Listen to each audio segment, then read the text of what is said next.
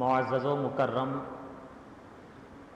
علماء کرام، نوجوانان اہل سنت، عاشقان مصطفیٰ، محبان غوث و خواجہ و رضا اور پیارے بچوں، السلام علیکم ورحمۃ اللہ تعالی وبرکاتہ۔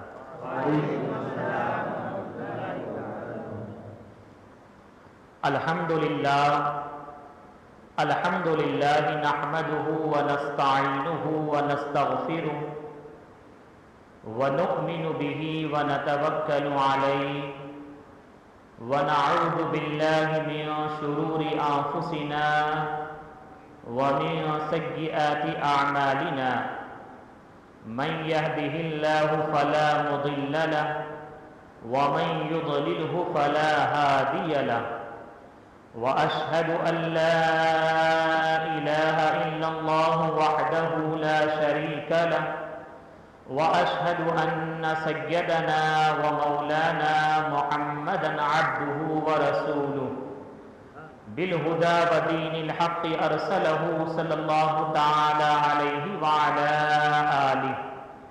وعلى آله وصحبه وبارك وسلم أبدا، أما بعد فأعوذ بالله من الشيطان الرجيم، بسم الله الرحمن الرحيم، من يطع الرسول فقد أطاع الله، آمنت بالله صدق الله العظيم،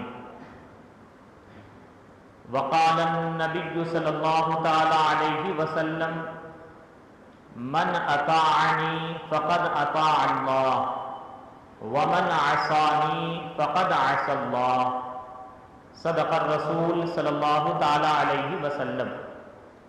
آئیے ہم اور آپ سب سے پہلے عقیدت و احترام کے ساتھ مصطفیٰ جان رحمت، شمع بزم ہدایت، نوشہ بزم جنت، ہم غریبوں کے آقا، ہم فقیروں کی سروت، حضور رحمت عالم نور مجسم صلی اللہ تعالی علیہ وسلم کی بارگاہ مقدسہ میں ہدیہ درود پیش کریں، پڑھیں بآواز بلند، اللہم صلی علی سیدنا و مولانا محمد معدن الجود والکرم وآلہ واصحابہ وبارک وسلم۔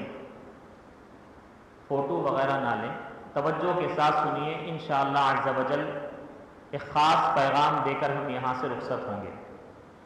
مولا صلی وسلم دائما ابدا علی حبیبک خیر الخلق کلہم، محمد سید الکونین والثقلین والفریقین من عرب ومن عجم، هو الحبیب الذی ترجى شفاعته لكل هول من الاحوال مقتحم، منزہ عن شریک فی محاسنہ فجوہر الحسن فیہ غیر منقسم، مولا صلی وسلم دائما ابدا علی حبیبک خیر الخلق کلہم۔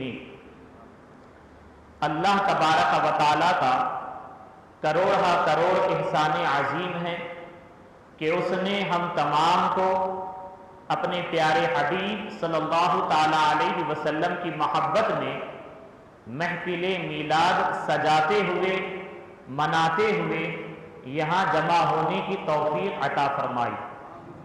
قابل مبارکباد ہیں اس مسجد کے اور یہاں کے نوجوانان جو کمیٹی نے 12 روزہ محافل میلاد کا انعقاد کیا، اور خاص کر ان 12 روزہ محافل میں الگ الگ عنوان کے ساتھ علماء اہل سنت کے ذریعے خطابات کرا رہے ہیں۔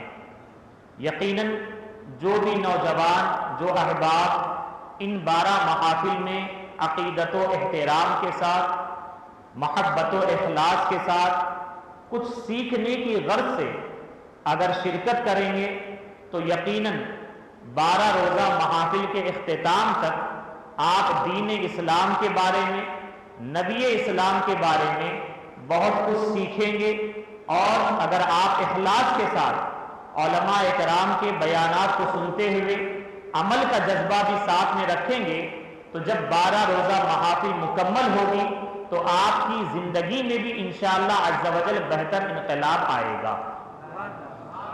آج کے ہمارے تقریر کا عنوان ہے اطاعت مصطفیٰ صلی اللہ علیہ وسلم۔ بہت ہی اہم عنوان ہے، توجہ کے ساتھ سماعت کریں۔ قرآنی آیات، احادیث طیبہ کی روشنی میں آپ جانیں گے اطاعت مصطفیٰ کا مقام و مرتبہ کیا ہے، دین میں نبی علیہ الصلوۃ والسلام کی اطاعت کے بارے میں کس قدر تاکید آئی ہے، اور صحابہ اکرام نے عملی طور پر اطاعت مصطفیٰ کر کے ہمیں کیا پیغام دیا ہے۔ انشاءاللہ عز و جل آپ جب سنیں گے تو آپ خود آخر میں یہ پیغام لے کر اٹھیں گے کہ ہمیں اور آپ کو بھی چاہیے کہ جہاں پر ہم اپنے گھروں کو سجائیں اور اپنے محلے کو سجائیں، اپنے گلیوں کو سجائیں، اپنے مسجدوں کو روشن کریں اور 12 روزہ محافل منعقد کریں، وہیں پر آپ یہ پیغام یہاں سے لے کر اٹھیں گے کہ سرکار علیہ الصلوۃ والسلام کی محبت کا تقاضا یہ بھی ہے کہ ہم اپنی زندگی کو اطاعت مصطفیٰ کی جانب لائیں۔ اور جب آپ یہ پیغام لے کر اٹھیں گے، جہاں ہم یہ ظاہر چمکا رہے ہیں وہیں پر سرکار کی نظر عنایت ہو جائے گی تو ہمارا دل بھی چمک جائے گا، اور ہم اور آپ ایسے نبی کے ماننے والے ہیں۔ اعلیٰ حضرت امام اہل سنت مجدد اعظم علیہ الرحمہ نے فرمایا، یا رسول اللہ چمک تجھ سے پاتے ہیں سب پانے والے، چمک تجھ سے پاتے ہیں سب پانے والے، میرا دل بھی چمکا دے چمکانے والے۔ تو ہمیں صرف ظاہر کو روشن نہیں کرنا ہے، نبی سے سچی محبت و عقیدت کا اظہار کر کر اپنے دلوں کو بھی چمکانا ہے۔ اللہ تبارک و تعالیٰ کا ارشاد ہے، وَمَا أَرْسَلْنَا مِن رَّسُولٍ إِلَّا لِيُطَاعَ بِإِذْنِ اللَّهِ، کہ ہم نے کسی رسول کو اس دنیا میں نہ بھیجا مگر اس بات کے لیے تاکہ رسول کی اطاعت کی جائے۔ یعنی ابتدائے آفرینت سے لے کر جب سے دنیا کا وجود ہوا اور حضرت آدم علیہ السلام دنیا میں تشریف لائے اور نوح علیہ السلام تشریف لائے، رسول بن کر تشریف لائے، تب سے لے کر ہمارے رسول علیہ السلام تک جتنے رسول تشریف لائے، ان سب کے بعثت اور بھیجے جانے کا مقصد اللہ تبارک و تعالیٰ نے اس آیت کریمہ میں بیان فرمایا کہ رسول کو بھیجنے کا مقصد یہ ہے کہ قوم رسول کی اطاعت کرے۔ کس بات میں اطاعت کرے؟ اسی بات میں اطاعت کرے کہ جو کچھ نبی اور رسول اللہ تعالیٰ کی بارگاہ سے لے کر آئے احکام، ان تمام احکام میں نبی اور رسول کی قوم اطاعت کرے۔ اور پھر کئی ایک مقام پر اللہ تبارک و تعالیٰ نے یہ ارشاد فرمایا کہ قل اطیعوا اللہ واطیعوا الرسول، کہ اے حبیب آپ فرما دو کہ تم اللہ تعالیٰ کا حکم مانو اور اللہ کے رسول کا حکم مانو۔ اور ساتھ ہی ساتھ اللہ تبارک و تعالیٰ نے یہ بھی ارشاد فرمایا من یطیع الرسول فقد اطاع اللہ، کہ جس نے رسول کی اطاعت کی یقیناً بے شک اس نے اللہ تعالیٰ کی اطاعت کی۔ بولیے سبحان اللہ۔ یعنی اگر کوئی بندہ مومن رسول کی اطاعت کرے گا، رسول کے اقوال اور اعمال کی اطاعت کرے گا، یقیناً وہ محض رسول کی اطاعت کرنے والا نہیں ہوگا بلکہ حقیقت میں وہ اللہ رب العالمین کی اطاعت کرنے والا ہوگا۔ اور اس آیت کریمہ کی روشنی میں ایک دو نہیں، کئی مفسرین نے، محدثین نے اور اکابر فقہاء و علماء نے یہ بیان فرمایا ہے، یہاں پر ہمارے نبی علیہ السلام کی عظمت و شان، مقام و مرتبہ اور رب کی بارگاہ میں جو آپ کا قرب ہے اس کا اظہار ہو رہا ہے۔ محض اطاعت کا معاملہ نہیں ہے بلکہ اس آیت کریمہ کی روشنی میں علامہ قاضی عیاض علیہ الرحمہ جو صاحب کتاب شفا ہے، بڑی مشہور زمانہ کتاب ہے، آپ یہ فرماتے ہیں مطلب یہ ہے کہ اللہ کے رسول کی اطاعت یہ اللہ تعالیٰ کی اطاعت ہے، اور اللہ تبارک و تعالیٰ کے بارگاہ میں آپ کا مقام و مرتبہ اتنا بلند ہے کہ اللہ کے رسول کی اتباع اللہ تعالیٰ کی اتباع ہے، اور یقیناً آپ کا مقام و مرتبہ اس بلند شان والا ہے کہ اگر اللہ کے رسول کسی کے لیے وعید بیان کر دے، کسی پر غضب فرما دے، تو یقیناً اللہ تبارک و تعالیٰ بھی اس پر غضب فرماتا ہے، اللہ تبارک و تعالیٰ بھی اس سے ناراض ہو جاتا ہے۔ تو معلوم یہ ہوا کہ نبی کریم علیہ السلام کی عظمت و شان یہ ہے۔ اور پھر اطاعت رسول کا جب ہم اور آپ عمل کریں گے، اپنائیں گے، تو اس کا فیضان کیا ہوگا، اس کا بدلہ کیا ملے گا؟ تو اللہ تبارک و تعالیٰ ایک مقام پر ارشاد فرماتا ہے لعلکم ترحمون، تاکہ تم پر رحم کیا جائے۔ یعنی ہم اور آپ اللہ تعالیٰ کی اطاعت کریں گے، اللہ کے رسول کی اطاعت کریں گے، تو یقیناً اللہ تبارک و تعالیٰ کی رحمتیں ہمیں مل جائے گی، اللہ تبارک و تعالیٰ ہم پر رحم و کرم فرمائے گا۔ اور پھر دوسرے مقام پر اللہ تبارک و تعالیٰ کا ارشاد یوں بھی ہے یا ایھا الذین آمنوا اتقوا اللہ وقولوا قولا سدیدا یصلح لکم اعمالکم ویغفر لکم ذنوبکم ومن یطع اللہ ورسولہ فقد فاز فوزا عظیما، کہ جو اللہ تعالیٰ کی اطاعت کرتا ہے اور جو اللہ کے رسول کی اطاعت کرتا ہے فقد فاز فوزا عظیما، تو معاملہ یہ ہے کہ وہ اللہ رب العزت کی بارگاہ میں بڑی کامیابی کو پانے والا ہے۔ آج نوجوان، آج مسلمان کامیابی کی تلاش میں پریشان ہے، سرگرداں ہے، اور طرح طرح کی دنیاوی معاملات کو اپناتے ہوئے دنیا والوں کو خوش کرتے ہوئے یہ سمجھ رہا ہے کہ میری دنیا اور آخرت کامیاب ہوگی۔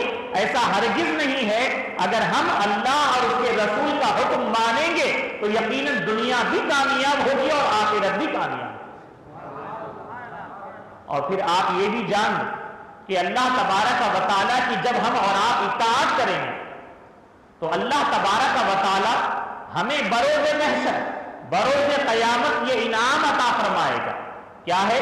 وَمَن يُطِعِ اللَّهَ وَرَسُولَهُ، کہ جو اللہ تبارک و تعالیٰ اور اللہ کے رسول کی اطاعت کرتے ہیں تو ان کا معاملہ کیا ہے؟ تو یہ انعام یافتہ جو بندے ہیں، اللہ تبارک و تعالیٰ نے جن پر اپنا انعام فرمایا، کون ہے یہ انعام یافتہ؟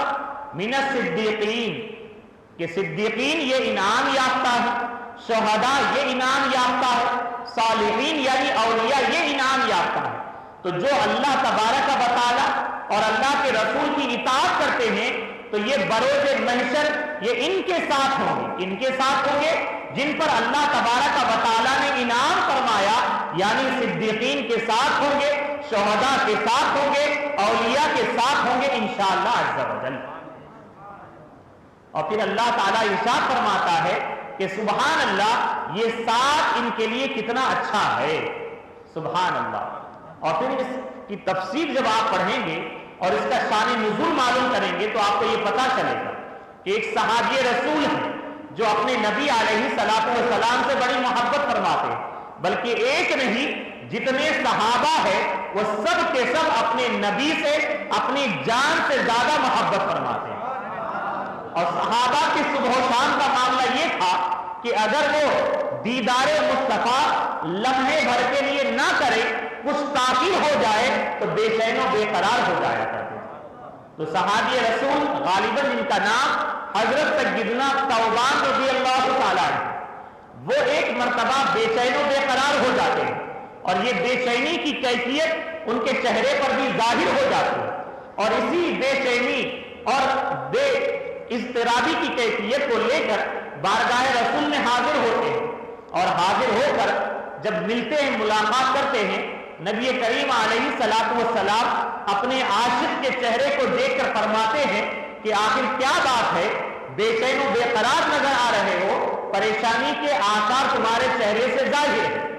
تو صحابی رسول یہ کہتے ہیں کہ یا رسول اللہ، یہ بات مجھے بے چین و بے قرار کر رہی ہے کہ آج ہم دنیا میں ہیں، جب بھی دل چاہتا ہے آپ کی بارگاہ میں حاضر ہوتے اور آپ کا دیدار کر کے اپنی آنکھوں کو ٹھنڈک پہنچا دیتے ہیں.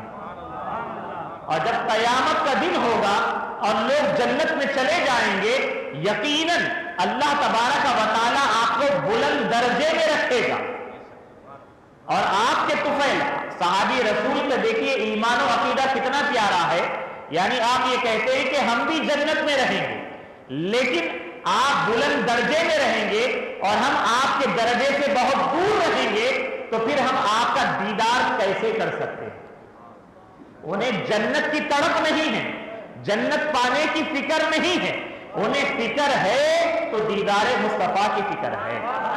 وہ یہ چاہتے ہیں کہ دنیا میں ہم جب چاہے آپ کی بارگاہ میں حاضر ہو جاتے ہیں اور آپ کے دیدار سے اپنی آنکھوں کو ٹھنڈک پہنچا لیتے ہیں، لیکن قیامت میں جب جنت میں جنتی چلے جائیں گے، اللہ تبارک و تعالیٰ بلند مقام آپ کو عطا فرمائے گا، تو ہم جیسے غربائے مومنین کا کیا ہوگا؟ تو تب اس آیت کریمہ کا نزول ہوا. رب تبارک و تعالیٰ نے ارشاد فرمایا کہ یقیناً جو اللہ تعالیٰ اور اللہ کے رسول کی اطاعت کرتے ہیں اور اطاعت خداوندی و اطاعت رسول میں زندگی گزارتے ہیں، تو اللہ تبارک و تعالیٰ بروز محشر ان انعام یافتہ بندوں کا ساتھ عطا فرمائے گا. اور یقیناً اس جماعت میں سب سے آگے جو ہے یہ جماعت انبیاء ہے، اور ان کے بعد صدیقین ہیں، شہداء ہے، صالحین ہیں، اولیاء اکرام ہیں. یقیناً ہم اور آپ بڑے خوش نصیب ہیں کہ ہم اہل سنت و جماعت ہیں، اور ہم اور آپ کس سے محبت کرتے ہیں؟ اپنے نبی سے محبت کرتے ہیں، صحابہ و اہل بیت سے محبت کرتے ہیں، اور ساتھ ہی ساتھ اللہ تعالیٰ کے جتنے بھی اولیاء ہیں ان تمام سے ہم اور آپ محبت کرتے ہیں. اور حدیث رسول میں یہ آیا ہے المرء مع من احب، کہ انسان قیامت میں اسی کے ساتھ ہوگا دنیا میں جس سے وہ محبت کرتا ہوگا. سبحان اللہ. تو یہاں پر معلوم یہ ہوا کہ جو دنیا میں اللہ تعالیٰ کی اطاعت کرتا ہوا، اللہ کے رسول کی اطاعت کرتا ہوا زندگی گزارے گا، یقیناً اللہ تبارک و تعالیٰ بروز محشر اپنے نبی کا ساتھ ہمیں عطا فرمائے گا، صدیقین اور شہداء اور صالحین کا ساتھ ہمیں عطا فرمائے گا. اور معلوم یہ ہوا کہ اسی کے ساتھ اللہ تبارک و تعالیٰ جو بندے مومن اطاعت رسول اطاعت خداوندی میں زندگی گزارے گا، تو اللہ تبارک و تعالیٰ ضرور اسے جنت بھی عطا فرمائے گا. اور احادیث رسول میں اطاعت رسول کا مقام و مرتبہ کیا ہے، عظمت و شان کیا ہے، اہمیت کیا ہے، اسے سماعت کریں. نبی کریم علیہ الصلوۃ والسلام کا فرمان ہے، صحیح حدیث رسول ہے کہ سرکار علیہ الصلوۃ والسلام نے ارشاد فرمایا من اطاعنی فقد اطاع اللہ، جس نے میری اطاعت کی بے شک اس نے اللہ تعالیٰ کی اطاعت کی. یقیناً رسول کی اطاعت یہ اللہ تبارک و تعالیٰ ہی کی اطاعت ہے، اور اس کے مقابل میں جو بات ہے اسے بھی سماعت کریں اور خوف خدا اپنے دل میں پیدا کریں. سرکار علیہ الصلوۃ والسلام نے فرمایا ومن عصانی فقد عصى اللہ، کہ جس نے میری نافرمانی کی بے شک اس نے اللہ تعالیٰ کی نافرمانی کی. اللہ اکبر. اطاعت کریں گے اللہ کے رسول کی، یقیناً آپ اللہ تعالیٰ کی اطاعت کرنے والے ہوں گے، اور جو اللہ کے رسول کی نافرمانی کریں گے یقیناً وہ اللہ تعالیٰ کی بھی نافرمانی کرنے والے ہیں. اور ایک حدیث رسول سماعت کریں، اپنے ایمان کو تازہ کریں. نبی کریم علیہ الصلوۃ والسلام نے ارشاد فرمایا کل امتی یدخلون الجنہ الا من ابا. سرکار نے فرمایا ہر ایک میرا امتی جنت میں داخل ہوگا سوائے اس کے جس نے میرا انکار کیا.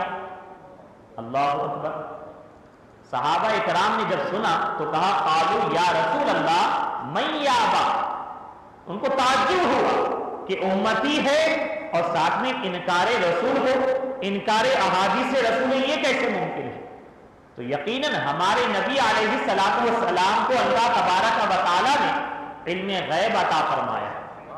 آپ کی جو احادیث طیبہ ہیں کسی خاص زمانے اور دور کے لیے نہیں ہے، بلکہ آپ خاتم النبیین ہیں. آپ اور قیامت تک جس طریقے سے اللہ تعالیٰ کا کلام باقی ہے اسی طریقے سے آپ آخری نبی بن کر آئے اور آپ پر باب نبوت بند ہو گیا. اب کوئی نیا نبی آنے والا نہیں ہے. آپ ہی کے فرامین اور احادیث اور اعمال یہی ہمارے لیے ہدایت و رہنمائی کا سامان ہے. تو الحمدللہ نبی کریم علیہ السلام نے یہ فرمایا, اور جب فرمایا تو ظاہر سی بات ہے آج ہم اور آپ دیکھتے ہیں کہ بہت سارے ایسے فرقیں باطلہ ہیں جو احادیث طیبہ کا انکار کرتے ہیں. کچھ تو وہ بھی ہے جن کو چکڑالوی کہا جاتا ہے, جو کہتے ہیں کہ ہم صرف قرآن کو ماننے والے ہیں, ہمارے لیے احادیث رسول کی ضرورت نہیں. معاذ اللہ وہ یہ کہتے ہیں کہ نبی آئے اور اللہ تعالیٰ کا جو پیغام تھے وہ پہنچا دیے, اب ہمارے لیے قرآن کافی ہے. یہ بہت بڑے بے وقوف ہیں, یہ جاہل ہیں اور انہیں قرآن کا صحیح علم ہی نہیں ہے.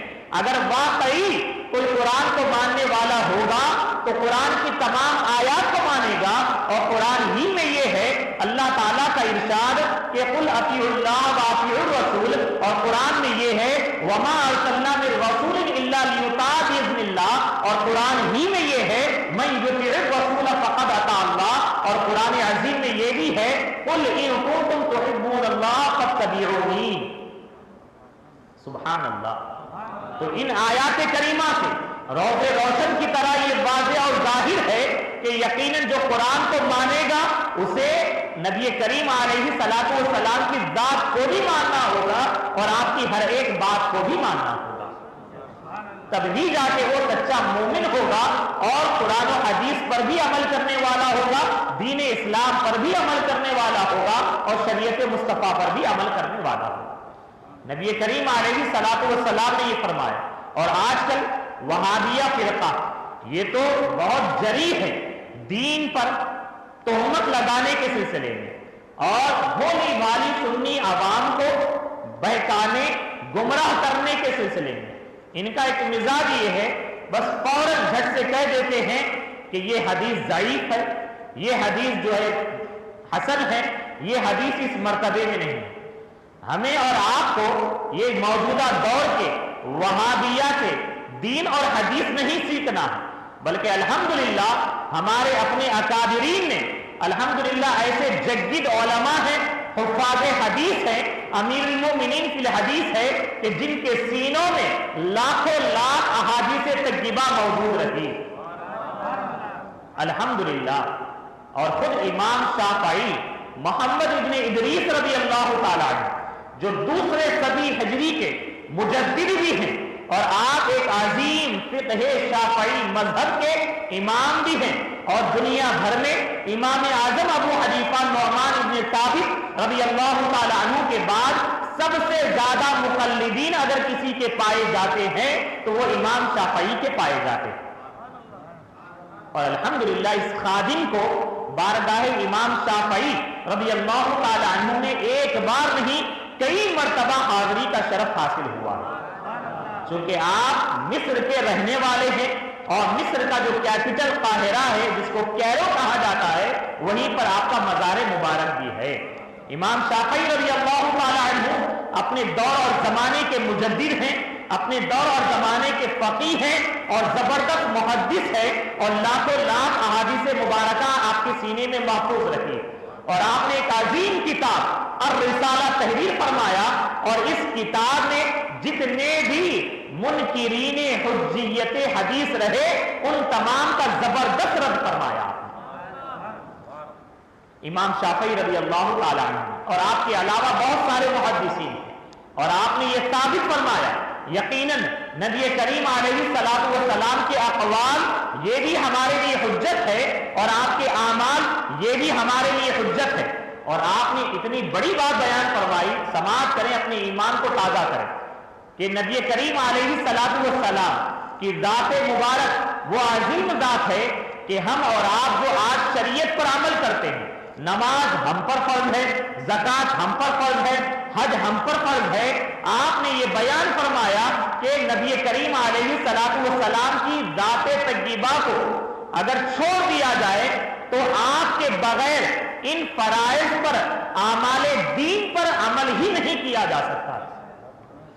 اگر کوئی یہ چاہتا ہے کہ شریعت مطہرہ پر عمل کرے، اس کے لیے ضروری اور لازم ہے نبی کریم علیہ الصلوۃ والسلام کی ذات کو اپنانا، آپ کے اقوال و اعمال احادیث طیبہ کو اپنانا ضروری اور لازم ہے۔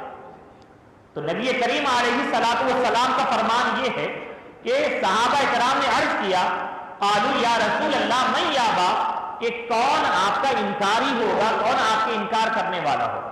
تو آپ نے فرمایا من اطاعنی، جس نے میری اطاعت کی وہ جنت میں داخل ہوگا، کیونکہ سرکار نے فرمایا کہ جو میری اطاعت کرے گا وہ جنت میں داخل ہوگا، مگر وہ لوگ جو میرا انکار کریں۔ تو صحابہ نے عرض کیا کہ کون آپ کا انکار کرنے والے تھے؟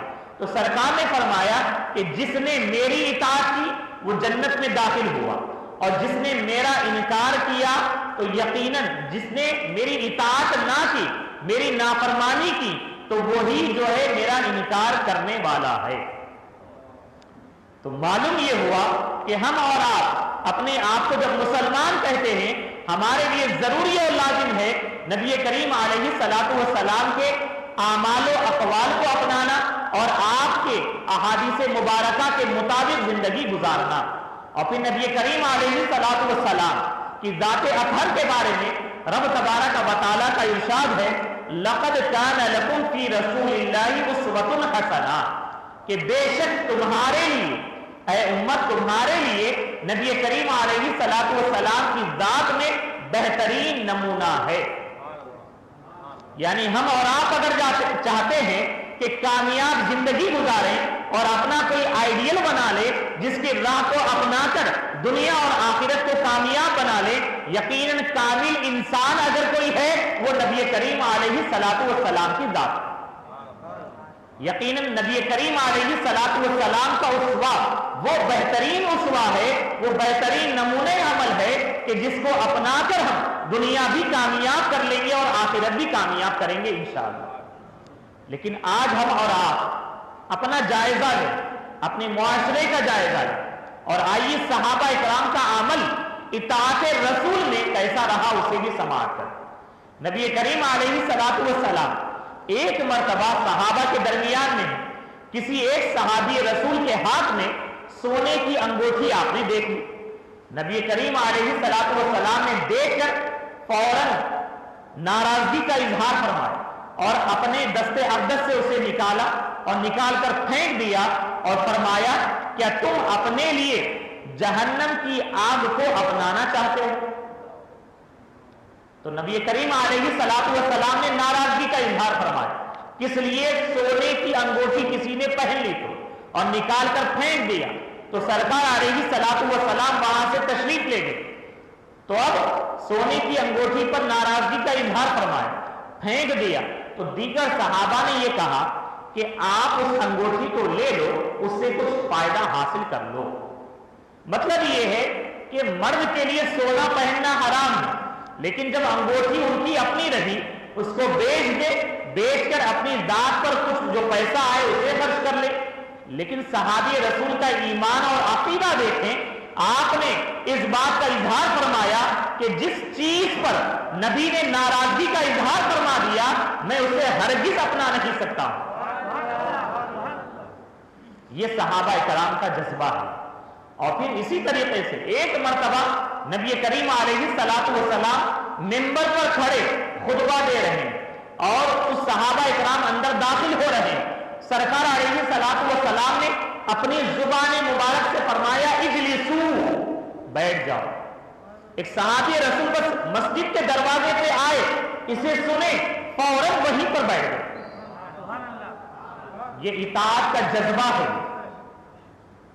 یعنی صحابہ اکرام کا معاملہ یہ تھا کہ سرکار علیہ الصلوۃ والسلام کے زبان اقدس سے، دہن مبارک سے کوئی حکم نکلتا، فوراً اس پر عمل کرتے ہوئے نظر آتے تھے۔ تو ان کا دل بھی یہ گوارا نہ کیا کہ میں دروازے سے آگے ایک قدم بھی بڑھاؤں۔ آپ کے ان کے کان نے یہ سنا، بیٹھ جاؤ، فوراً اسی جگہ پر وہ بیٹھ گئے۔ اور اسی طریقے سے اور بھی صحابہ اکرام کو جب ہم دیکھتے ہیں، ان کا معاملہ یہی رہا کہ ایک صحابی رسول کی یہ عادت کریمہ رہی کہ جب بھی آپ کسی سے بات کرتے مسکرایا کرتے۔ تو کوئی کسی نے دیکھا، دیکھ کر یہ کہا کہ آپ ہر ایک سے بات کرتے ہیں تو مسکراتے ہیں، ایسا نہ کریں آپ۔ تو انہوں نے یہ کہا کہ میں ضرور کروں گا۔ ان سے پوچھا گیا کہ کیوں ایسا کرتے ہیں؟ تو آپ نے فرمایا کہ ہمارے نبی علیہ الصلوۃ والسلام کی یہی عادت کریمہ رہی کہ آپ جب بھی کسی سے کلام فرماتے، بات کرتے تو مسکرایا کرتے تھے۔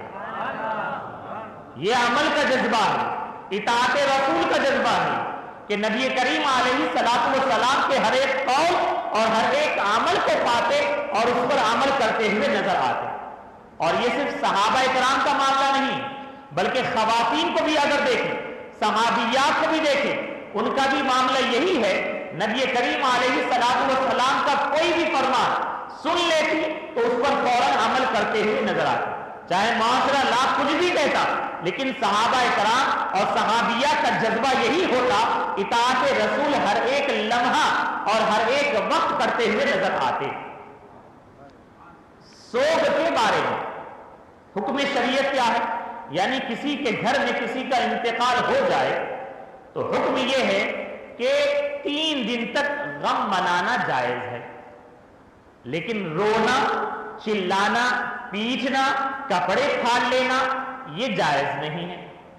اور 3 دن تک غم کا اظہار کرنا جائز ہے، لیکن چلانا، رونا، پیٹنا نہیں۔ بس یہ ہے کہ اپنے دلی طور پر، اپنے ظاہر کے اعتبار سے سامنے والے پر یہ معلوم ہو جائے، آیا ہو جائے کہ ہاں یہ غم میں ہے بس۔ اور اگر کسی بیوی عورت کے شوہر کا انتقال ہو جائے، اس کے لیے حکم یہ ہے کہ 4 ماہ 10 دن یہ سوگ کے گزارے، غم کا اظہار کرے، بناؤ سنگار نہ کرے، اور غم کے اظہار کے جو معاملات ہوتے ہیں وہ اس کو اپنا سکتی ہیں۔ نبی کریم علیہ الصلوۃ والسلام کا یہی فرمان ہے، حکم شرع یہی ہے، دین اسلام اسی بات کا تقاضا کرتا ہے۔ لیکن آج آپ اور ہم دیکھتے ہیں معاشرے میں طرح طرح کی رسم و رواج ہیں، یہاں تک کہ کسی گھر میں انتقال ہو جاتا ہے تو عورتوں کا معاملہ الگ نظر آتا ہے، مردوں کا معاملہ الگ نظر آتا ہے، کئی دن تک چہلم ہو جانے تک جو ہے غم کا اظہار کرتے ہوئے نظر آتے ہیں۔ کسی کے پاس شادی طے ہو جاتی ہے اور ان کے اپنے دور کے رشتہ دار ہوتے ہیں، تب بھی وہ شادی کرنا یا شادی میں جانا پسند نہیں کرتے، کہتے کہ ابھی تو چہلم بھی نہیں ہوا۔ لیکن دین ہمیں جو سکھاتا ہے، ہمیں چاہیے ہر حال میں اس کے مطابق ہم زندگی کو گزارے۔ زینب بنت جہش رضی اللہ تعالیٰ عنہ عظیم صحابیہ ہے اور نبی کریم علیہ الصلوۃ والسلام کی زوجہ ام المؤمنین ہے۔ آپ کے بھائی کا انتقال ہوا تو 3 دن مکمل ہوئے، اس کے بعد آپ نے کچھ جو ہے بناؤ سنگار کیا، اور اس کے بعد آپ نے یہ بھی کہا کہ مجھے اس کی ضرورت و حاجت نہیں ہے، لیکن نبی کا فرمان ہے کہ 3 دن تک ہی غم کا اظہار کرنا ہے، سوگ منانا ہے، اس کے بعد غم کا اظہار نہ ہو تو میں اس پر عمل کرنے کے خاطر میں نے اس طریقے کو اپنا لیا ہے۔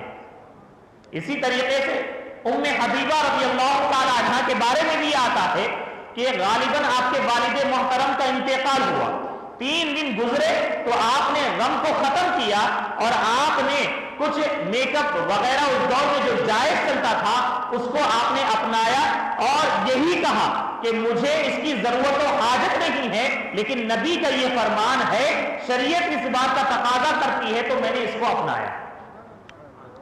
معلوم کیا ہوا؟ ہمیں اور آپ کو چاہیے کہ دین کو ہر ایک موقع پر ہم ترجیح دیں، طبیعت کو نہ اپنائیں۔ لیکن آج دیکھا یہ جاتا ہے کہ ہم محبت رسول کا اظہار کرتے ہیں، عشق رسول کا اظہار کرتے ہیں، الحمدللہ خوش عقیدہ مسلمان 12 روزہ محافل سجاتے ہیں اور اپنے گھروں کو چراغاں کرتے ہیں، سب چیزیں الحمدللہ جائز ہے، درست ہے، اور الحمدللہ اس پر دلائل بھی موجود ہیں جو قرآن و حدیث کے ذریعے سے ثابت ہے۔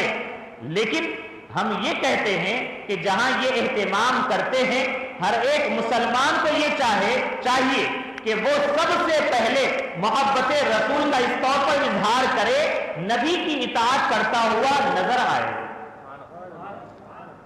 اور نبی کی اطاعت ہر ایک موقع پر ہونا چاہیے، چاہے عقیدے کا معاملہ ہو، چاہے عمل کا معاملہ ہو۔ آج دیکھا یہ جاتا ہے اصلاح معاشرے کے نام پر نماز کی دعوت دی جاتی ہے اور عمل کی دعوت دی جاتی ہے.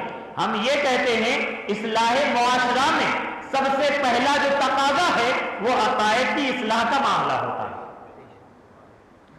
اصلاح معاشرہ کے نام سے جلسہ ہوتا ہے، فوراً ذہن کہاں جاتا کہ لوگ جو ہے شادی میں بے راہ روی کے شکار ہو گئے، عالم صاحب سے کہتے ہیں اس پر بیان کریں، نمازیں چھوڑ دیتے ہیں اس پر بیان کریں، اور اس کے علاوہ بھی جو ہے گھر میں جو ہے میاں بیوی کے جھگڑے ہو رہے ہیں اس پر بیان ہے، اولاد ماں باپ کی نافرمان ہو گئی ہے اس پر بیان ہے. یقیناً ان تمام پر تو اصلاح ہونی ہی چاہیے، لیکن اولین جو مسلمان کے لیے تقاضا ہے وہ ہم اور آپ مسلمان ہیں، ہمارے عقائد کا صحیح ہونا، درست ہونا یہ ضروری اور لازم ہے.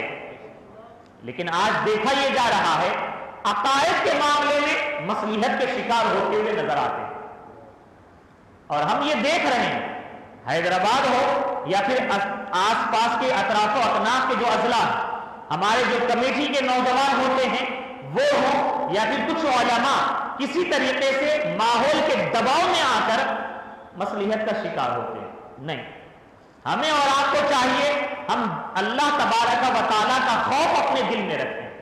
ہمیں قوم کو راضی نہیں کرنا ہے اور سیاست دانوں کو راضی نہیں کرنا ہے، لوگوں کو راضی نہیں کرنا ہے. اگر آپ یہ چاہیں کہ ہم ہر ایک دنیا والے کو راضی کریں، آپ دنیا سے تو چلے جائیں گے، ہر کوئی آپ سے راضی نہیں ہو سکتا. ایک گارنٹی ہے، آپ لکھ لیں آپ. اور ہم اور آپ اولیاء کے چاہنے والے ہیں. اولیاء کا طریقہ، اولیاء کا مزاج کیا رہا؟ اولیاء کا طریقہ یہی ہے. اولیاء کی سیرت ہمیں اس بات کا درس دیتی ہے کہ وہ ساری دنیا اسی فکر میں رہتے کہ میرا رب، میرا خالق، میرا مالک، میرا رازق، رب کائنات مجھ سے راضی ہو جائے. اور ہم اور آپ دیکھتے ہیں کہ الحمدللہ انہوں نے اسی طور پر زندگی گزاری، تو معاملہ یہ ہے کہ ساری دنیا والے ان کی چوکھٹ پر نظر آتے ہیں. تو ہمیں اور آپ کو بھی چاہیے کہ ہم عقائد کے سلسلے میں مصلحت کا شکار نہ ہوں، عقائد کے سلسلے میں کوئی کمپرومائز نہ کریں. آج دنیا لاکھ تقاضا کرے کہ ہمیں اتحاد و اتفاق کے ساتھ کام کرنا ہے، لیکن ہم اتحاد و اتفاق کے نام پر جب اپنا دین ہی کھو بیٹھیں گے تو اتحاد و اتفاق کیا کام آئے گا؟ سمجھ رہے ہیں آپ؟ سمجھنے کی کوشش کریں.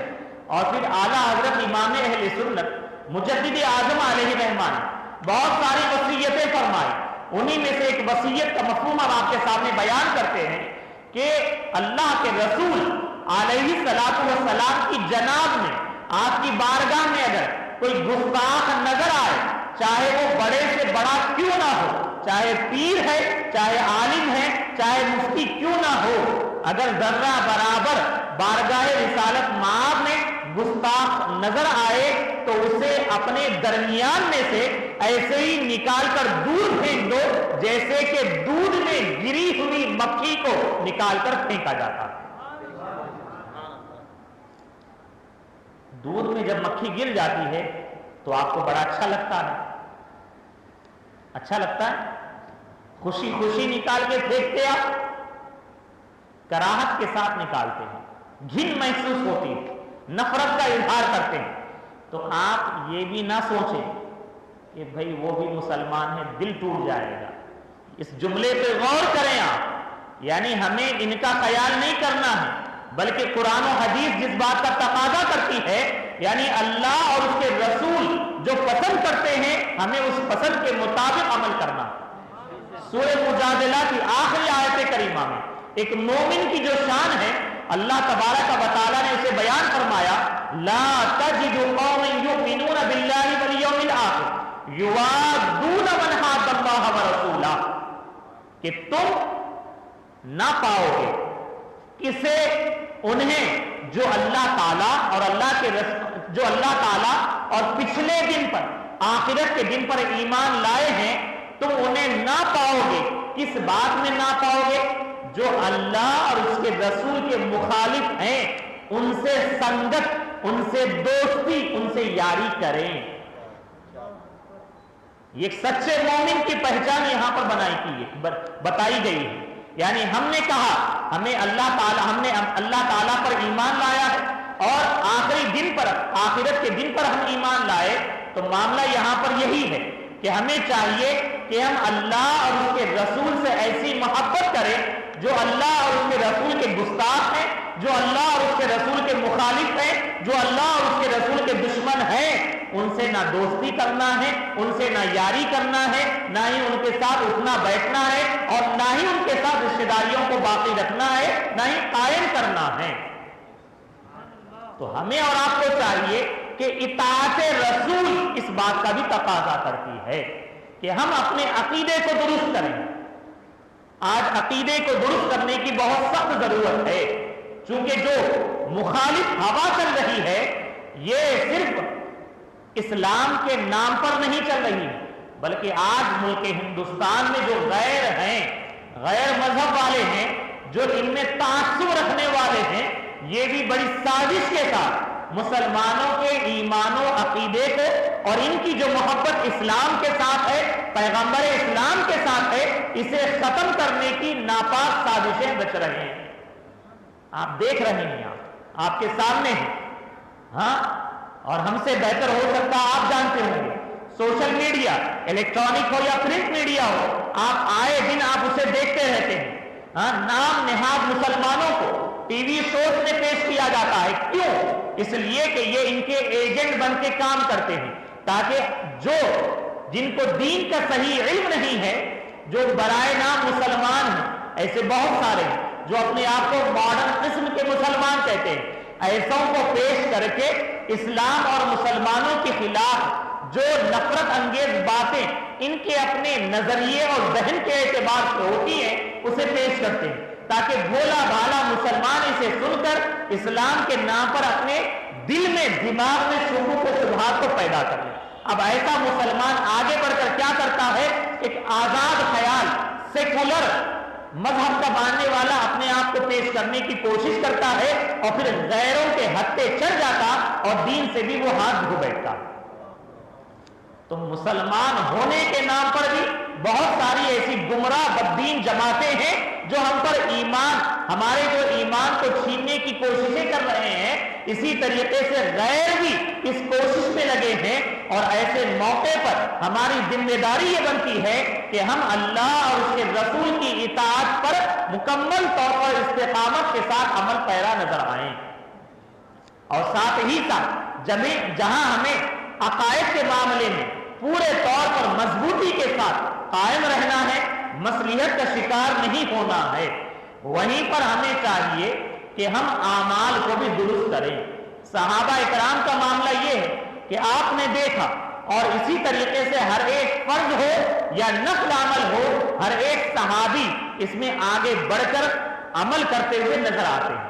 ہمیں اور آپ کو بھی چاہیے کہ ہم اطاعت رسول میں، اطاعت خداوندی میں اپنے شب و روز کو گزاریں، نمازوں کی پابندی کریں. آج ہم اور آپ یہ کہتے ہیں، نعرہ لگاتے ہیں ہمیں نبی سے بڑا پیار ہے، اور کیا کہتے ہیں؟ محبت رسول میں، غلامی رسول میں. بولی تو اتنا گھبرا کر کیوں کہہ رہے ہیں آپ کی جان نہیں لی جائے گی، لیکن بولیں آپ ایک بار، غلامی رسول میں، اور ایک بار کہیں سبحان اللہ. بہت اچھی بات ہے، یہ ٹھنڈے انداز میں جذبہ نہیں ہونا چاہیے، کیونکہ ہم اور آپ اپنے صحابہ کو دیکھتے ہیں، ان کی زندگیوں کا معاملہ یہ ہے کہ اپنی جانیں نام رسول پر قربان کرتے ہوئے نظر آتے تھے. صرف صحابہ نہیں بلکہ صحابیات بھی، اور صحابیات میں ایسے ایسے صحابیات ہیں جن میں ام عمارہ رضی اللہ تعالی عنہ کا بھی نام آتا. آپ نے اپنے شوہر کو اور اپنے بھائی کو، اپنے بیٹے کو راہ خدا میں قربان کیا، اور سرکار کی بارگاہ میں حاضر ہوئی تو اس کا افسوس نہیں جتایا، افسوس کا اظہار نہ کیا، بلکہ سرکار سے عرض کیا کہ یا رسول اللہ آپ دعا کر دیجئے کہ اللہ تبارک و تعالی جنت میں انہیں آپ کا ساتھ عطا فرما دے. سبحان اللہ. تو ہم اور آپ ایسی محبتوں کا اظہار کرتے ہیں اور ہونا بھی چاہیے. محبت رسول ہوگی تبھی جا کر ہم دین پر عمل کریں گے. محبت رسول ہوگی تو کہیں پر اگر توہین رسالت کا معاملہ ہوگا ہمیں تکلیف ہوگی. اگر آپ کے دل میں محبت نہیں ہے, عشق کا چراغ نہیں جل رہا ہے, تو آپ ٹھنڈے رہیں گے اور ذرہ برابر آپ کو کوئی تکلیف بھی نہیں ہوگی. تو معاملہ یہ ہے, محبت رسول یہ جان ایمان ہے, روح ایمان ہے. ہمیں اور آپ کو چاہیے کہ رب کی بارگاہ میں بارہا دعا کرتے رہے, اے رب تبارک و تعالی اپنے اچھوں کے صدقے میں ہمارے دل میں محبت رسول کو پیدا فرما دے, سچی محبت کو پیدا فرما.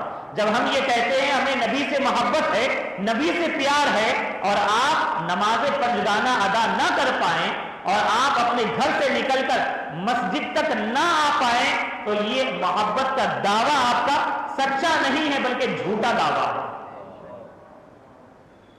جب مؤذن حی علی الصلاۃ کہے تو آپ کی ذمہ داری یہ ہے ہر ایک کام کاج کو چھوڑ دیں اور مؤذن کے جواب کو عملی طور پر کہتے ہوئے لبیک میں حاضر ہوں مسجد کی طرف چلتے ہوئے نظر آئیں.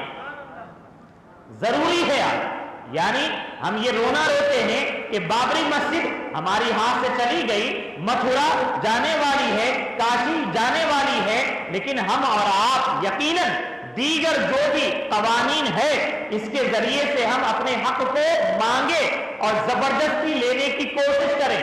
لیکن اگر آپ یہ چاہتے ہیں اپنے محلے کی سچی حفاظت, مساجد کی حفاظت کرنا, تو اچھا اور بہترین مضبوط طریقہ یہ ہے کہ آپ اپنے سجدوں کے ذریعے اپنے محلے کی مساجد کی حفاظت کا سامان کریں. اگر آپ فجر کے وقت میں اٹھ کر مسجد آئیں گے, ظہر میں آئیں گے بڑی تعداد کے ساتھ, عصر میں آئیں گے, مغرب میں آئیں گے, عشاء میں آئیں گے, یہ اسلام کا ایسا بہترین نظام ہے کہ جب ہم اور آپ مساجد میں حاضر ہوں گے کسی بھی برے شخص کی بری نگاہ ہماری مسجد کی طرف ہرگز نہیں اٹھے گی. ان کے ذہن و دماغ میں بھی یہ بات نہیں آئے گی کہ ہم کسی طریقے سے اس کو نقصان پہنچائیں. ہم نے اپنے سجدوں کے ذریعے اپنی عبادت گاہوں کو ویران کر دیا اور ویران کر کے گویا کہ دوسروں کو موقع دیا.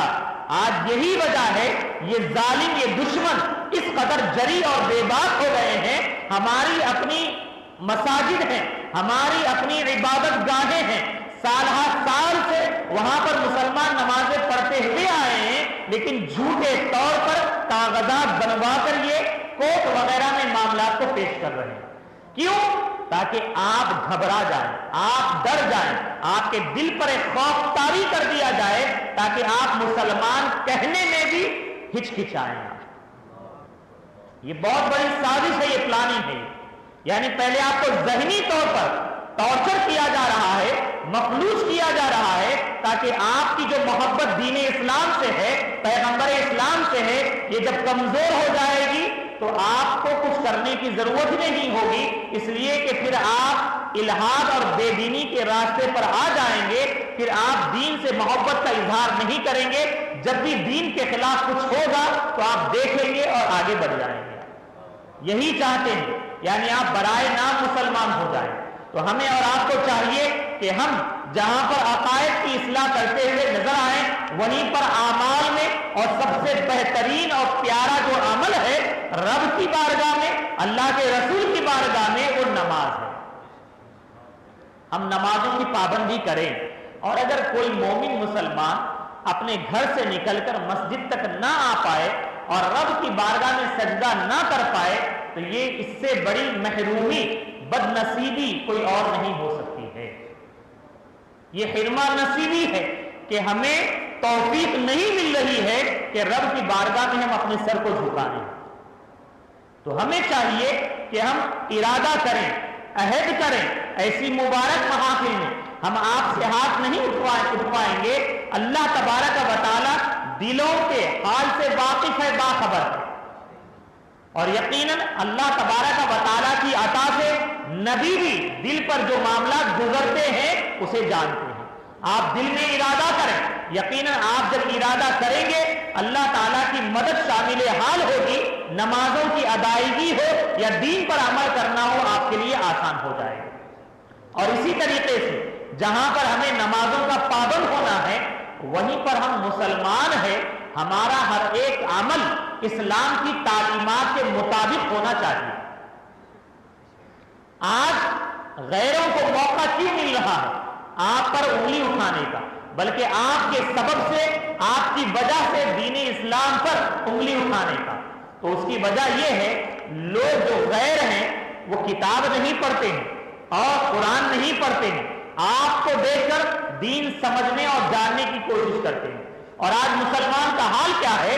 مسلمان کا حال یہ ہے مسلمان جھوٹ بولتا ہے، مسلمان امانت میں خیانت کرتا ہے، مسلمان وعدہ خلافی کرتا ہے، مسلمان شراب پیتا ہے، مسلمان جوا کھیلتا ہے، مسلمان اپنے بیوی کے ساتھ اور اپنے گھر والوں کے ساتھ جھگڑا کرتا ہوا سارے محلے میں بدنامگی کا سبب بنتا ہے. اور مسلمان کا معاملہ یہ ہے وہ اپنے ماں باپ کی نافرمانی کرتا ہوا نظر آتا ہے. اس کے علاوہ ایک دو نہیں بلکہ فریب اور دھوکہ دہی کے معاملے میں بھی مسلمان جب بزنس کرتا ہے اس میں بھی آگے نظر آتا ہے. غیر جب آپ کے یہ صبح و شام کو دیکھتے ہیں، عمل کو دیکھتے ہیں، تو معاذ اللہ آپ کے برے عمل کی وجہ سے اسلام پر، اسلام کی تعلیمات پر انگشت نمائی کرتے ہیں.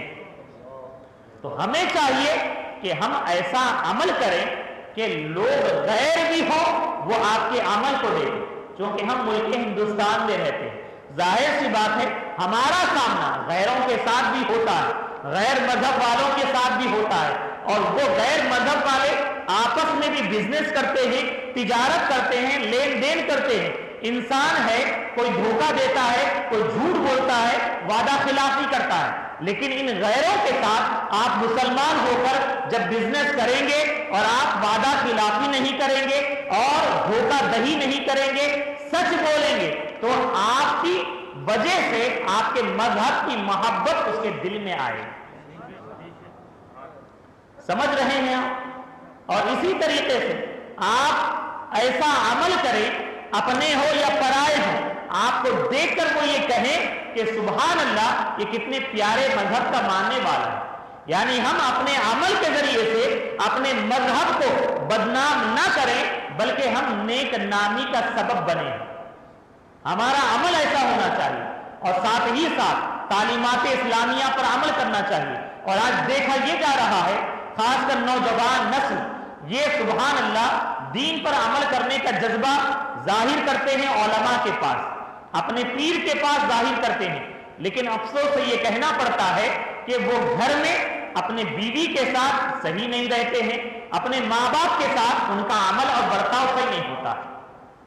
اگر اولاد اپنے ماں باپ کی نافرمان ہے اور گھر میں صحیح نہیں رہتی ہے تو آپ اپنے پیر کو خوش کر لیں، اللہ تعالیٰ راضی نہیں ہوگا، آپ کے دنیا کے کام نہیں بنیں گے. آپ اسی طریقے سے آپ کے ماں باپ آپ سے ناراض ہیں، آپ اولیاء کی بارگاہ میں جائیں، دعائیں کریں، لیکن اولیاء بھی آپ کے لیے وسیلہ نہیں بنیں گے کیونکہ آپ نے ماں باپ کو ناراض کیا. آپ کو چاہیے کہ آپ اپنے ماں باپ کو اپنے عمل کے ذریعے راضی کریں، آپ اپنے گھر میں بھی اچھا رکھیں گا. اور آپ شادی شدہ ہیں تو آپ مرد ہیں، اللہ تعالیٰ نے آپ کو گھر کا حاکم بنایا. آپ کو چاہیے غصے کو پی جائے اور صحیح طریقے سے اپنی بیوی کے ساتھ، اپنی اولاد کے ساتھ صحیح معاملات کو طے کریں. کیونکہ ہر آئے دن دارالافتاء میں چاہے تحریر کے اعتبار سے ہو یا فون کے ذریعے بہت سارے سوالات آتے ہیں. سوالات کیا آتے ہیں؟ یہی ہے کہ مرد نے غصے میں بیوی کو طلاق دے دیا، مرد نے بیوی پر ظلم و زیادتی کی جس کی وجہ سے بچوں کی زندگی برباد ہو گئی. تو اس کا ذمہ دار کون ہے؟ یہی ماں باپ ہوتے ہیں. تو آپ میں سے جو صاحب اولاد ہیں انہیں چاہیے اپنی زندگی دین اسلام کے موافق کرے، اللہ اور اس کے رسول کی اطاعت میں زندگی گزارے، اور ہر ایک اعتبار سے ہمیں چاہیے. اور سبحان اللہ بچے بھی یہاں پر بیٹھے ہیں، بچوں کو بھی چاہیے کہ ہم اسلام کی تعلیمات کو سیکھیں. آپ دنیا سیکھنے میں تھوڑا نہیں بہت وقت لگاتے ہیں.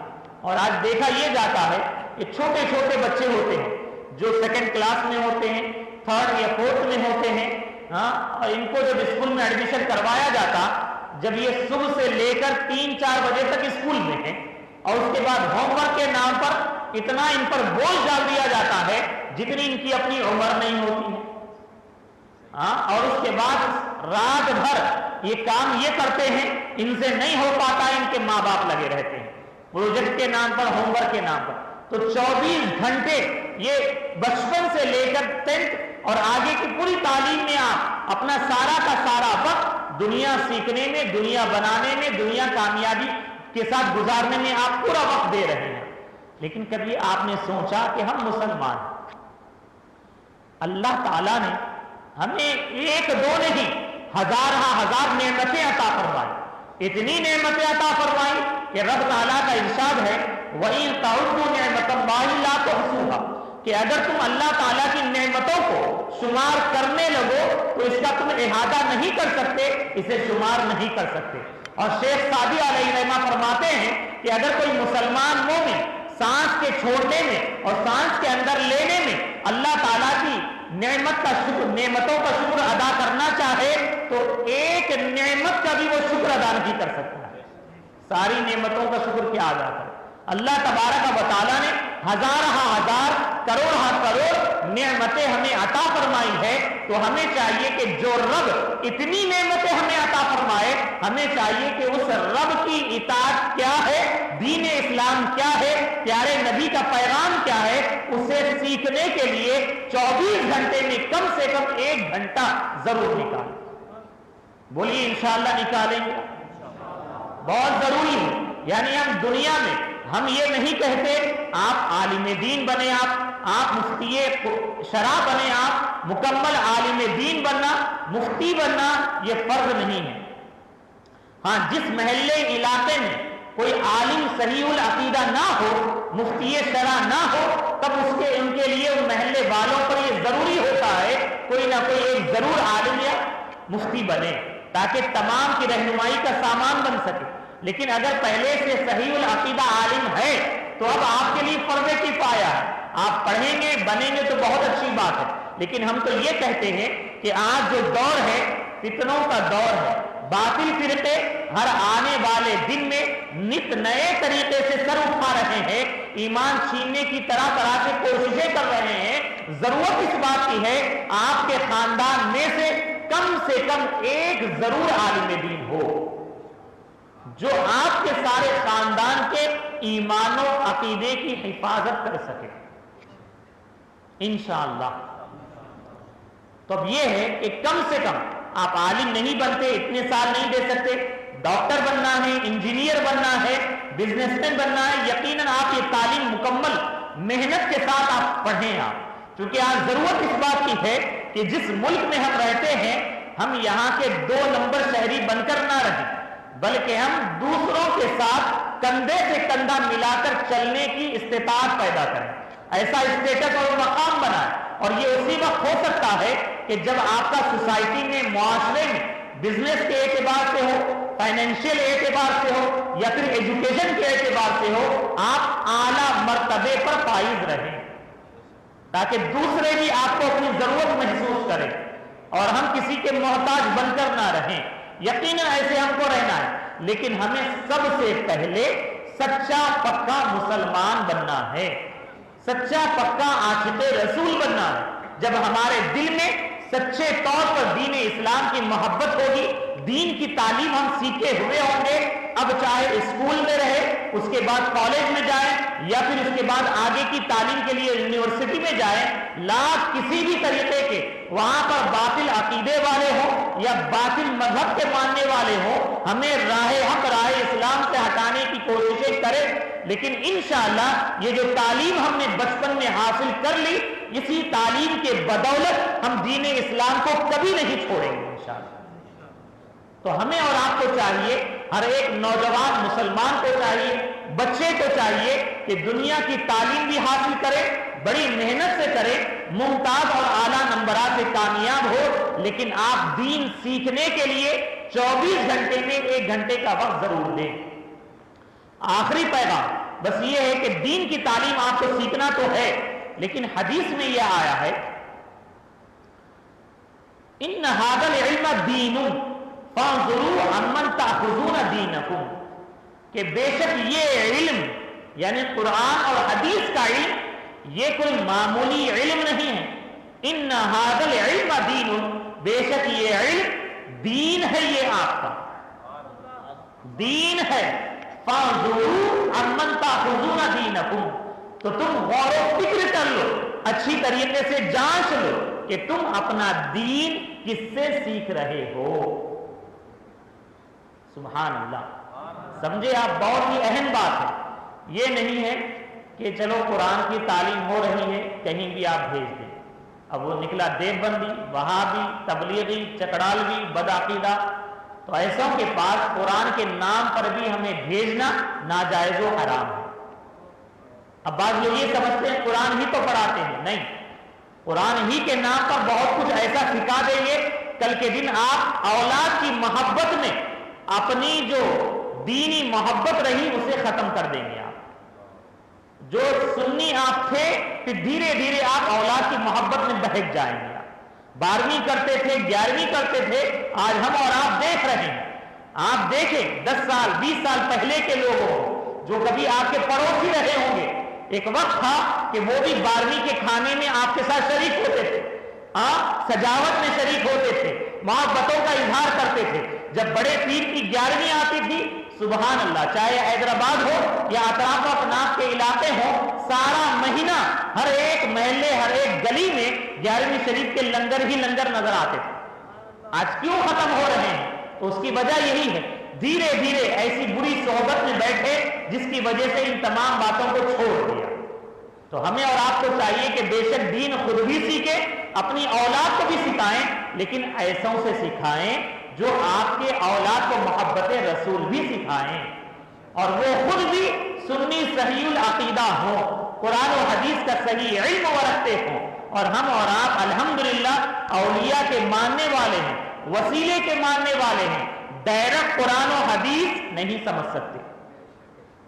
ہمیں سمجھنا ہے قرآن و حدیث، دین جاننا ہے، تو وسیلہ وسیلہ وسیلہ وسیلہ ہو کر یہ صحابہ تک پہنچنا ہوگا، اور صحابہ سے نبی تک پہنچنا ہوگا. بغیر نبی کے، بغیر صحابہ کے، بغیر ائمہ کے، بغیر اولیاء کے ہم دین نہ سیکھ سکتے، نہ دین پر عمل کر سکتے. وما علینا الا البلاغ. السلام علیکم ورحمۃ اللہ.